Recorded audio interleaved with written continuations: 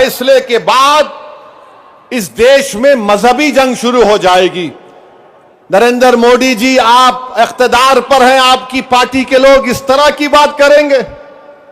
आप तो भारत के संविधान पर हल्फ लिए हैं कि इस देश में ये अंबेडकर का देश, ये मौलाना अबुल कलाम का देश, ये भगत सिंह का देश, अल्लामा फजल खैराबादी का देश, हुसैन अहमद मदनी का देश, महमूदुल हसन का देश, ये टीपू सुल्तान का देश।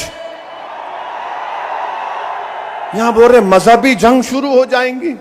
मोदी जी, बाबरी मस्जिद का फैसला हमारे खिलाफ आया तो क्या हमने ये जुमला कहा था कि मजहबी जंग शुरू हो जाएगी?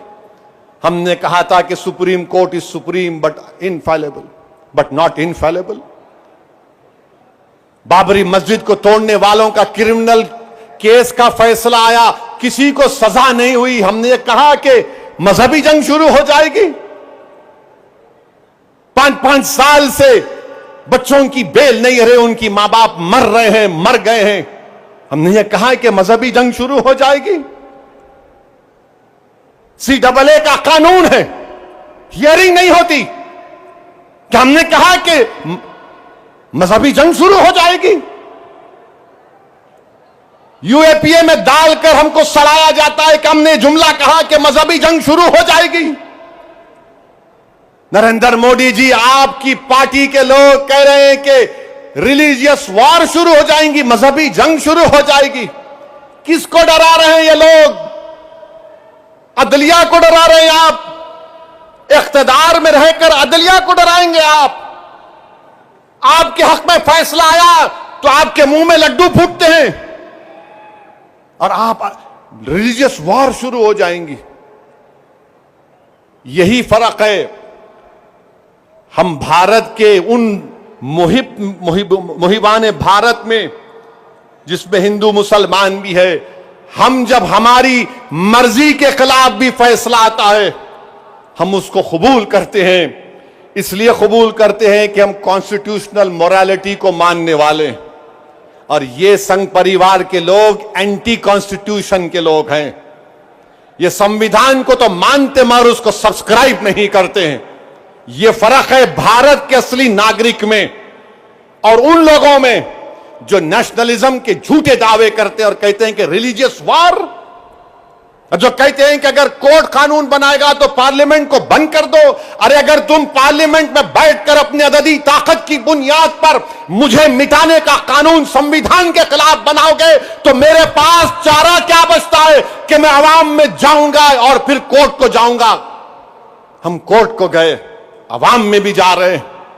नहीं, कोर्ट कानून कैसे बनाएगा? अरे जालिमों, सुप्रीम कोर्ट का जजमेंट कानून का मौकफ रखता है। पढ़ो, तुम लोग ट्यूबलाइट हो, तुम लोग थम्स अप हो,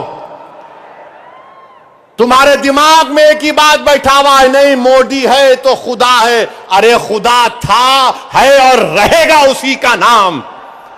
आइन है और रहेगा, मगर इस तरह धमकी देना अदालत को और फिर गवर्नर प्रेसिडेंट को बोल रहे हैं, उनको बोल रहे हैं अगर नहीं करे तो कानून बन जाएगा। अरे 142 क्या है प्यारे? 142 आइन का बनाने वाला अंबेडकर है। अंबेडकर में तुम्हारे से ज्यादा दूरअंदेशी थी। आप ये बोल रहे हैं कैसा बनाए, वो कैसा बनाए, हम ऐसा कर देंगे। मगर मेरे अजीज दोस्तों और बुजुर्गों, बीजेपी आइन पर एक फ्रॉड कर रही है और डरा रही है। रिलीजियस वार की धमकी बीजेपी दे रही है। मिस्टर मोदी, कौन रेडिकलाइज हो चुका है बताओ आप? सत्ता में आप है, आपके लोग रेडिकलाइज हो चुके हैं। इतना रेडिकलाइज हो चुके हैं कि कोर्ट को धमकी दे रहे हैं, रिलीजियस वार हो जाएंगी।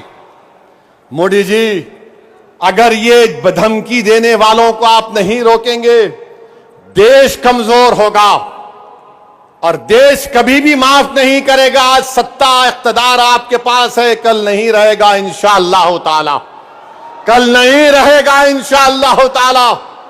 अब भारत का हिंदू भी जान चुका है कि वक्फ का कानून बनाए तो क्या मेरे को नौकरी मिलती। हिंदू जान चुका है कि मुसलमानों की नफरत को दिखाकर, मुसलमानों को डराकर वोट बटोरती आई बीजेपी। दिखाने के लिए कुछ नहीं है। 4.5-5% नौजवानों में बेरोजगारी है। उनके बेरोजगारी को दूर करने का कोई प्रोग्राम नहीं, मगर सिर्फ मुसलमानों को नफरत का निशान बना दो।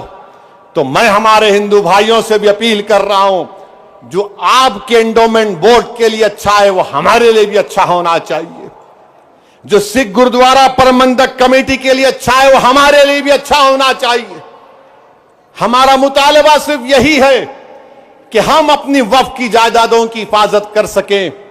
और ये लोग बोलते नहीं वो उन्होंने ऐसा कर रहे, आजकल मुझ पर भी उंगली उठा रहे। मेरे भाई, मेरी उम्र दरियाफ्ती की नहीं है अब। और तुम याद रखो, तुम जो कुछ बोल रहे ना, मैं सियासतदान भी हूं और आधा वकील भी हूं। तो तुम्हारा वीडियो है मेरे पास, तुमको हैदराबाद आना पड़ेगा प्यारे। तुमको शॉपिंग कराएंगे। You want to see shopping, will show you shopping. जो बोले जा रहे। अगर हम अपनी जबान से बोलना शुरू करें ना, तो तुम्हारा लुत्फा